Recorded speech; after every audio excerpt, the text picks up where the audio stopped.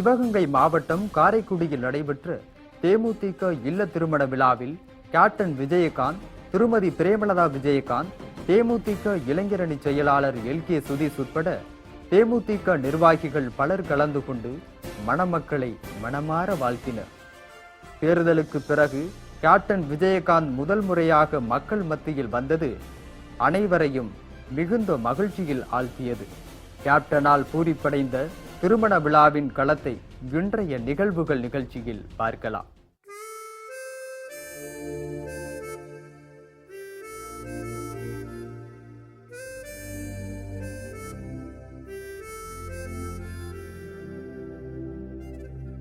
தொடக்கம் மாங்கல்யம் தந்துரானே நாம், பின்பு ஜீவிதம் துந்தனானே நாம். தொடக்கம் மாங்கல்யம் தந்துரானே நாம், பின்பு ஜீவிதம் துந்தனானே நாம். தொடக்கம் மாங்கல்யம் தந்துரானே நாம், பின்பு ஜீவிதம் துந்தனானே நாம்.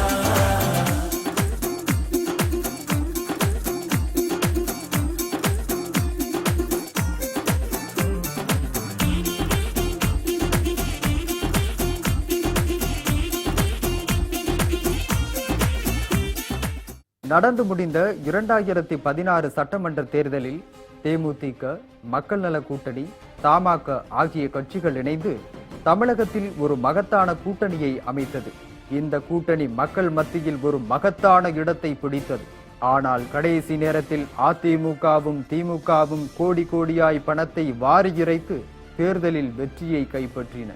அதன் பிறகு கேப்டன் விஜயகாந்த் வேறு எந்த நிகழ்ச்சியிலும் கலந்து கொள்ளவில்லை.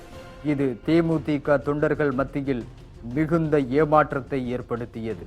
இந்த நிலையில் தேமுதிக உயர்மட்ட குழு உறுப்பினரும் கழக வழக்கறிஞர் அணி செயலாளருமான MR பன்னீர்செல்வத்தின் மகள் இளவரசி மற்றும் பாலாஜி ஆகியோரது திருமணம் சிவகங்கை மாவட்டம் காரைக்குடியில் உள்ள தனியார் மண்டபம் ஒன்றில் பிரம்மாண்டமான முறையில் நடைபெற்றது. விழாவில் கலந்து கொள்ள வந்த சிங்கத்தமிழ் மகனாம் தேமுதிக தலைவர் கேப்டன் விஜயகாந்த், திருமதி பிரேமலதா விஜயகாந்த் ஆகியோருக்கு செண்டை மேளம் முழங்க வெகு உற்சாக வரவேற்பு அளிக்கப்பட்டது. இந்த காட்சி காரைக்குடியையே சற்று பூரிப்பில் ஆழ்த்தியது.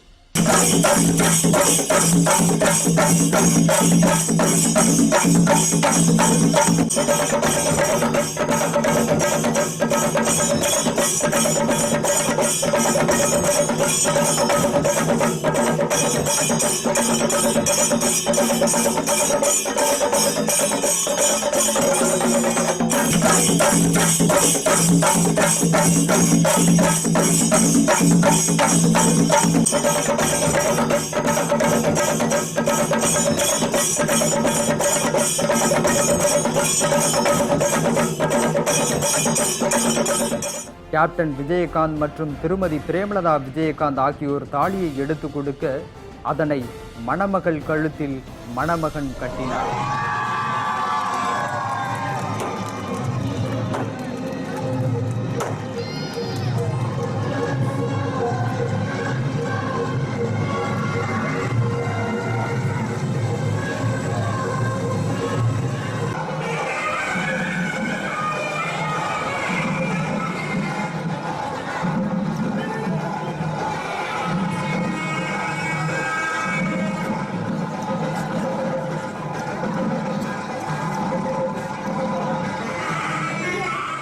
இதனைத் தொடர்ந்து கேப்டன் விஜயகாந்த், திருமதி பிரேமலதா விஜயகாந்த் இணைந்து மணமக்களுக்கு பரிசுகளை வழங்கி மனமாற வாழ்த்துக்களை தெரிவித்துக் கொண்டனர்.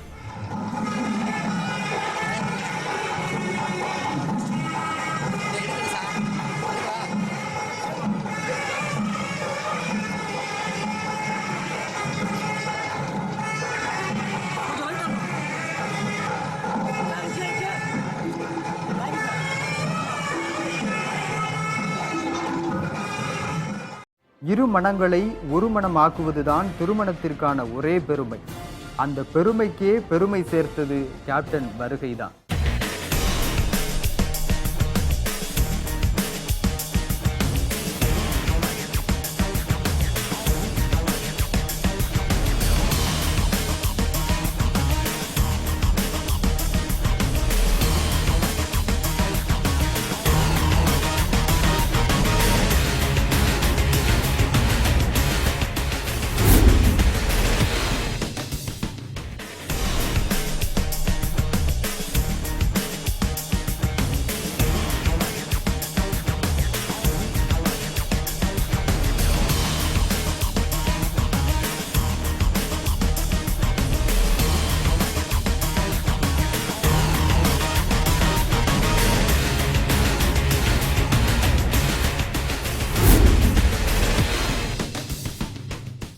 விழாவில் பேசிய திருமதி பிரேமலதா விஜயகாந்த், தேர்தலுடைய முடிவுகளால் தொண்டர்கள் யாரும் சோர்வடைய தேவையில்லை என்றார்.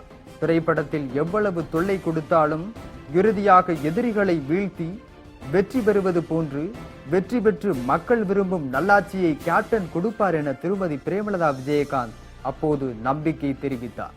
அண்ணன் எம்ஆர் அவர்களுடைய இல்ல திருமண விழாவிற்கு பங்கேற்க வந்திருக்கும் தேசிய முற்போக்கு திராவிட கழகத்தின் மாவட்ட செயலாளர்களுக்கும் அதே போல மணமகள் வீட்டாருக்கும் மணமகன் வீட்டாருக்கும் இங்கு வந்திருக்கும் அனைத்து சகோதரர்களுக்கும் சிவகங்கை மாவட்டத்தை சேர்ந்த எங்கள் கழக நிர்வாகிகளுக்கும் எங்கள் உயிரினும் மேலான எங்கள் அன்பு கழக உடன்பிறப்புகளுக்கும் முதல்கள் எனது பணிவான வணக்கங்களை இந்த நேரத்தில் நான் தெரிவித்துக் கொள்கிறேன். இங்கு திருமண விழாவில் மணமகனும் மணமகளும் எல்லா வளங்களும் நலங்களும் பெற்று 16 பெற்று பெருவாழ்வு வாழ எங்களுடைய மனப்பூர்வமான ஆசீர்வாதத்தை மணமகளாகிய இளவரசி அவர்களுக்கும் மணமகனாகிய பாலாஜி என்கின்ற ஜெயபாலாஜி அவர்களுக்கும் எங்கள் இதயபூர்ந்த வாழ்த்துக்களை இந்த நேரத்தில் தெரிவித்துக் கொள்வதில் மகிழ்ச்சி அடைகிறேன். அதே போல இன்னைக்கு பாத்தீங்கன்னா தேசிய முற்போக்கு திராவிட கழகத்தை சேர்ந்த நாம தேர்தலை முடிச்சு முதல் முறையாக சந்திச்ச இந்த திருமண விழா, இந்த விழாவில் இந்த நேரத்தில் சிவகங்கை மாவட்டத்தில் எல்லாரையும் சந்திக்கிறதுல உண்மையிலேயே நான் பெருமகிழ்ச்சி அடைகிறேன். தேமுதிகவை பொறுத்த வரைக்கும் இந்த தேர்தலில் வெற்றி பெறல, சோர்வடைஞ்சிட்டாங்க, தொய்வடைஞ்சிட்டாங்க அப்படின்றதுக்கான இடம் ஒன்று கூட இங்க கிடையாது. ஏன்னா கேப்டனுடைய சினிமா வாழ்க்கையை நீங்க எடுத்துக்கிட்டீங்கன்னா ஒரு ஹீரோவாக வில்லன் அடிக்க அடிக்க அடிக்க கேப்டன் விழுந்துகிட்டே இருப்பார். மறுபடியும் மீண்டு எந்திரிச்சு நின்று வில்லன் அடிச்சு துவம்சம் பண்ணி வெற்றி பெற்றே தீர்வார். அதுபோல கேப்டன் என்னைக்குமே பாத்தீங்கன்னா எதிர்நீச்சல் போட்டே தான் வாழ்க்கையை சந்திச்சவர் என்பது உங்க எல்லாருக்கும் தெரியும். இங்க நாம மனசு வருத்தப்படுறதுக்கோ தொய்வடைவதற்கோ நாம வருத்தப்படுறதுக்கோ இங்க எதுவுமே இல்லை. இந்த நேரத்துலதான் நாம இன்னும் பல மடங்கு கொண்டு தைரியமானவர்களாக வரப்போகும் தமிழ்நாட்டை கட்டி காக்கக்கூடிய இளைஞர்கள் பலம் கொண்ட ஒரு படையாக நமது கழகம் வீறு கொண்டு இந்த நேரத்தில் நாம நிச்சயமாக உறுதியாக நம்ம பயணத்தை தொடங்க வேண்டிய நேரம். ஒண்ணுமே இதுல பிரச்சனையே இல்லை. கேப்டன் நோக்கிதான் அத்தனை கழகமும் இருந்துச்சு. உங்களுக்கு தெரியாததுல எந்த புக்கு பேப்பர் டிவி எது எடுத்தாலும் கேப்டன் யாரோட கூட்டணி போறாரு என்று 6 மாசம் எழுதி தீர்த்துட்டாங்க. ஆனா கேப்டன் எடுத்தது தமிழ்நாட்டுக்கும் மக்களுக்கும் எது நல்லது நடக்கணும் என்பதை சிந்திச்சு லஞ்ச ஊழலுக்கு அப்பாற்பட்டு ஒரு நேர்மையான ஆட்சி கொண்டு வர வேண்டும் என்று கேப்டன் எடுத்துக்கொண்ட இந்த பயணத்துல கேப்டனுக்கு இந்த முறை வேண்டும் என்றால் வெற்றி இல்லாமல் இருக்கலாம். ஆனால் வெகு விரைவில் ஒட்டுமொத்த தமிழக மக்களுமே கேப்டன் பக்கம் நின்று ஒரு லஞ்ச ஊழல் இல்லாத நேர்மையான ஆட்சி நமது தலைமையிலே கேப்டன் தலைமையிலே நிச்சயம் வரும் என்பதற்கு மாற்று கருத்து இங்க சொல்றதுக்கு ஒண்ணும் இல்லை. முள்பாதை வேண்டுமா மலர் பாதை வேண்டுமா என்று 2 பாதை கேப்டன் கண் முன்னாடி வச்சாங்க. முள்பாதையில பயணிக்கிறது தான் கஷ்டம், மலர் பாதையில யார் வேணாலும் பயணிச்சிடலாம். ஆனால் முள்பாதையில பயணித்தாலும் நாட்டுக்கும் மக்களுக்கும் எது நல்லது பயக்கும். இந்த 50 ஆண்டு ஊழல் ஆட்சிகளுக்கு முற்றுப்புள்ளி வைக்க நாம எடுத்துக்கொண்டது மிக தைரியமான ஒரு முடிவு. அதே போல நாம எடுத்துக்கிட்ட பயணமும் முள்பாதை.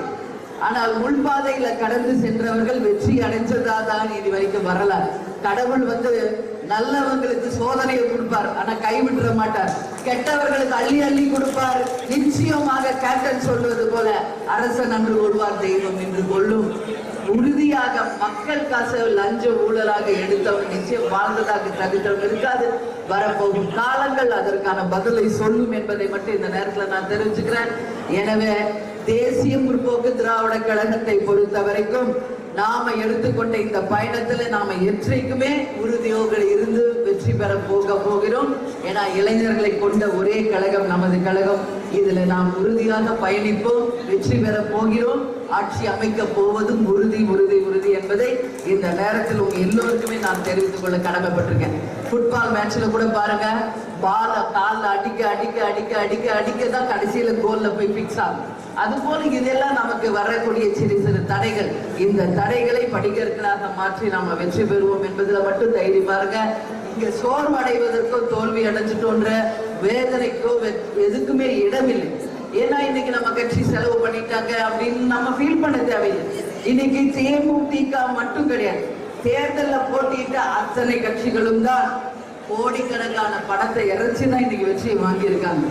பணம் இருந்த வேட்பாளர் வெற்றி பெற்றிருக்கான், பணம் இல்லாத வேட்பாளர் தோல்வி அடைஞ்சிருக்காங்க. இதுதான் ஒரே தியரி. இதுல நாம பயப்படுறதுக்கோ கவலைப்படுவதற்கோ ஒன்றுமில்லை. நிச்சயம் நமக்கும் ஒரு காலம் வரும். அந்த காலம் கேப்டனுடைய ஆட்சியாக நிச்சயமாக தமிழ்நாட்டில் லஞ்ச ஊழல் இல்லாத நேர்மையான ஆட்சி தமிழ்நாட்டில் நம்மால் உருவாக்கப்படும் என்பதை உறுதியாக தெரிவிச்சுக்கிறேன். எனவே நாம் அனைவரும் மீண்டும் ஒன்றாக இணைந்து பழைய வேகத்தை விட இன்னும் பல மடங்கு வேகத்தோடு செயலாற்றி நமது பணிகளை தொடர்ந்து நிச்சயமாக வெற்றி பெறுவோம் என்பதை தெரிவித்துக் கொண்டு இந்த மணவிழாவுக்கு வந்திருக்கும் எல்லாருக்கும் எனது நன்றிகளை தெரிவித்துக் கொண்டு மணமகனும் மகளும் எல்லா வளங்களும் பெற்று சீரோடும் சிறப்போடும் வாழணும்னு சொல்லி இந்த நேரத்துல நான் வாழ்த்துறேன். அவங்களுக்கு உதாரணம் வேற யாரும் வேண்டாம், அவங்க அப்பா அம்மாவே ஒரு நல்ல உதாரணங்களாக எடுத்துக்கிட்டு பொண்ணும் மாப்பிளையும் நல்ல ஒற்றுமையோட வாழ்க்கையில எத்தனையோ தடைகள் வந்தாலும் கணவன் மனைவி ஒற்றுமையாக இருந்தால் எல்லா தடைகளையுமே தகர்த்தெறிந்து வெற்றி பெற முடியும் அப்படின்றதுக்கு அண்ணன் எம்ஆர் அண்ணனும் அவங்க மனைவியும் அதே போல மணமகனுடைய அப்பா அம்மாவையும் அவங்க உதாரணங்களை எடுத்துக்கலாம். ஒவ்வொருத்தருடைய வாழ்க்கையிலும் பல சோதனைகள் வரும், அந்த சோதனைகளை வெற்றிகளாக மாற்றுவதுதான் ஒவ்வொருவருடைய வாழ்க்கை தத்துவம். இதை மணமகளும் ஏற்றுக்கொண்டு மன ஒற்றுமையோடு வாழ்ந்து சிறப்பாக நல்லபடியாக 16 செல்வங்களை பெற்று நீடூடி வாழணும்னு சொல்லி அவர்களை வாழ்த்தி விட வேண்டும். லஞ்சம் ஊழல் இல்லாத ஆட்சி அமைய வேண்டும், மக்கள் விரும்புகின்ற ஆட்சியை உருவாக்க வேண்டும் என்ற நோக்கத்திற்காக மலர் பாதையை விடுத்து முள் பாதையை தேமுதிக தேர்ந்தெடுத்திருப்பதாக திருமதி பிரேமலதா விஜயகாந்த் அப்போது விளக்கமளித்தார். ஆனால் பணப்பலத்தால் திமுக அதிமுக கட்சிகள் வெற்றி பெற்றுள்ளதாக சாடிய அவர் இந்த நிலைமை விரைவில் மாறும் என நம்பிக்கை தெரிவித்தார். தேர்தலில் பணம் வைத்திருப்பவர்கள்தான் வெற்றி பெற்றுள்ளார்கள் என்றும் பணம் இல்லாதவர்கள் தோல்வியை சந்தித்துள்ளனர் எனவும் திருமதி பிரேமலதா விஜயகாந்த் அப்போது கூறினார்.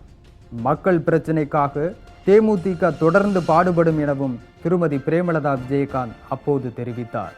தேர்தல் தோல்வியை கண்டு ஒருபோதும் அஞ்சாமல் பீனிக்ஸ் பறவை போல் தேமுதிக மீண்டலும் என கேப்டன் விஜயகாந்த் விழாவில் பேசியது தொண்டர்கள் மத்தியில் மிகுந்த ஊக்கத்தை ஏற்படுத்தியது. பெரியோர்களே, தாய்மார்களே, அன்பு கொண்ட சகோதர சகோதரிகள், என் உயிரிலும் மேலான அன்பு தமிழர்கள், இவர்கள் அனைவரும் நன்றி. இந்த திருமண விழாவுக்கு வருகை புரிந்த அனைவருக்கும் என் நன்றி இருந்த பழக்கம். அதாவது சுருக்கமாக சொன்னால் இது எம்ஆர் வீட்டு கல்யாணம், நான் எம்ஆர் பன்னீர்செல்வத்தோட கல்யாணம். எம்ஆர்னு சொல்லி தான் பழக்கம். என்றால் அவர் வழக்கறிஞர், அதனால தான் எம்ஆர் கூடுங்க மாறு கூடுங்க அண்ணன் வாயில் எப்பயுமே பன்னீர் அண்ணன். ஏன்னா வயசுக்குத்தான் மரியாதை. அதில் பன்னீர் சொல்லு. அதனால இவர் வந்து இப்போ காரக்குடிக்கு நான் கொடுக்கலன்னு நீங்கள் நினைக்காதீங்க, கொடுப்பேன், தைரியமாக கொடுப்பேன் என்று சொல்லிக் கொள்ளுகிறேன். இளவரசி அன்று ஜெயபாலன் ரெண்டு பேரும் நாங்கள் இருவரும் அவர் அப்பா எப்பா என்னவா வரணும்னாரு. சரி, நான் வந்துடுறேன், நான் வந்துடுறேன், எப்போ இருந்தாலும் வந்துடுறேன். இதை இப்போ கொடுத்தது தேர்தல் நேற்று நான் வந்துடுறேன், எப்படி இருந்தாலும் வரேன். சொன்னபடியே வந்துட்டேன், சொன்னேன், அந்த மாதிரி சொன்னபடியே வந்துட்டேன். அதில் இதெல்லாம் பயப்படாதீங்க, நானே பயப்படுறதா நீயும் பயந்து. இப்போ பத்திரிகைக்கு முன்னாடி நம்ம பயந்துட்டார் விஜயகாந்த். நான் பயப்படல, எதுக்கும் பயப்பட தெரிஞ்சலாம், அதுக்கு நீங்களும் தெரிஞ்சுதான். ஏன்னா நம்ம கூட வந்துருமே இந்த ஃபீனிக்ஸ் படம் வந்து கேள்விப்பட்டிருக்கீங்கன்னா, சாதிக்குரிய படம் பார்த்தீங்கன்னா ஃபீனிக்ஸ் உள்ளமேலும் இவரை பொறுத்தவரை உள்ளதும் திரும்ப இதோட சொல்லணும் சாவுங்கிறதே கிடையாது. அது மாதிரிதான் இது. ஏன் இதெல்லாம் சொல்லிங்கன்னா அவங்க இளவரசி ஒரு 16 வயசு செல்வங்கள் வரணும். அவங்க இருவருக்கும் எடுத்துக்காட்டு அவங்க அப்பா அம்மா, அவரவர்கள் அப்பா அம்மா எடுத்துக்காட்டு, எங்களை யாரையும் அவங்க அப்பா அம்மா தான் எடுத்துக்காட்டு. எம்ஆர் பன்னீர்செல்வத்தை பொண்ணுக்கு தான் இப்போ பன்னீர்செல்வம் அவங்க வீட்டில் எப்படி எல்லாம் குழந்தை வளர்த்துருப்பாங்க. அதே மாதிரி ஜெயபாலஜி அவங்க வீட்டில் எப்படிலாம் பையன் வளர்த்துருப்பாங்க. அதைத்தான் நீங்கள் உங்களுடைய திருமணத்தில் அவர்கள் தான் படம் பார்த்துருப்பார்கள் என்று சொல்லிக்கொண்டு விடவில்லை. நன்றி வணக்கம். அதனால் என்னுடைய ஆசீர்வாதமும் என் மனைவியோட ஆசீர்வாதமும் கிடையாது முக்கியம். இத்தனை பேர் உங்கள் பொருள் ஆசீர்வாதம் முக்கியம் என்று சொல்லிக்கொண்டு விடவில்லை. நன்றி வணக்கம். முன்னதாக கேப்டனின் வருகையையொட்டி கழக கொடிகள், வரவேற்பு பதாகைகள் மற்றும் அலங்கார தோரணங்களை காரைக்குடி முழுவதும் தேமுதிகவினர் அமைத்திருந்தனர். இதனால் காரைக்குடி நகரம் விழா கோலத்தில் ரெக்கை கட்டி பறந்தது.